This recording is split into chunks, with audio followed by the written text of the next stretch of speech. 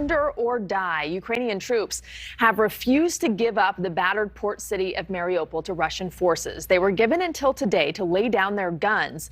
They're holding the last major area of the city under Ukrainian control. Today, Kharkiv was hammered by Russian missiles, the barrage slamming apartment buildings and leaving the streets littered with broken glass and debris. Meanwhile, the world is anticipating a bloody showdown in the eastern region.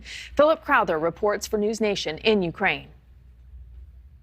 According to local authorities in Kharkiv, Ukraine's second largest city, 5 people died and 13 were injured during that apparent, one would have to presume, of course, Russian attack in the center of town. This is not the first time that Kharkiv in the northeast of the country is hit. It's very close to the Russian border, and indeed there have been artillery strikes pretty much throughout this Russian invasion of Ukraine. Now, this is a city that could be and maybe should have been strategically important for Russia in the first few days of this war. It is so close to the Russian border, there are a lot of Russian speakers in Kharkiv as well, that maybe Moscow thought it would be a relatively easy city to take control of. It is a vast place. It's not that easy. But if Russian forces were to get control of Kharkiv, then it would certainly facilitate their entrance into the Donbass region in the east of the country, where, of course, a Russian offensive is expected in the very near future. Taking Kharkiv would also, in theory at least, give the Russian forces the possibility to maybe from there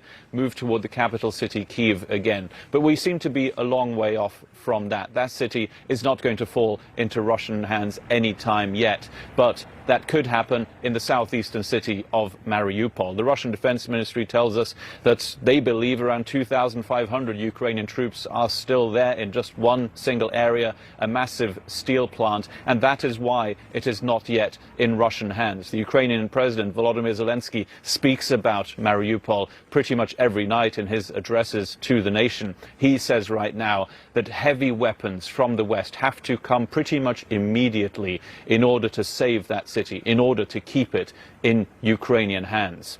Now, these are attacks that have been going on since the start of Russia's invasion. Something relatively new, if you listen to the Russian Defense Ministry, are targeted attacks, more missile strikes on military targets. And indeed, there have been 3 hits from Russian missiles 3 days in a row on the capital city, Kyiv, and its suburbs. So that promise from Russia to hit more military targets appears to be coming to fruition. Ruda Bay. Philip Crowther in Ukraine for us. Thank you. Thanks for watching. Click the red subscribe button below so you can get more of NewsNation's fact-driven, unbiased coverage.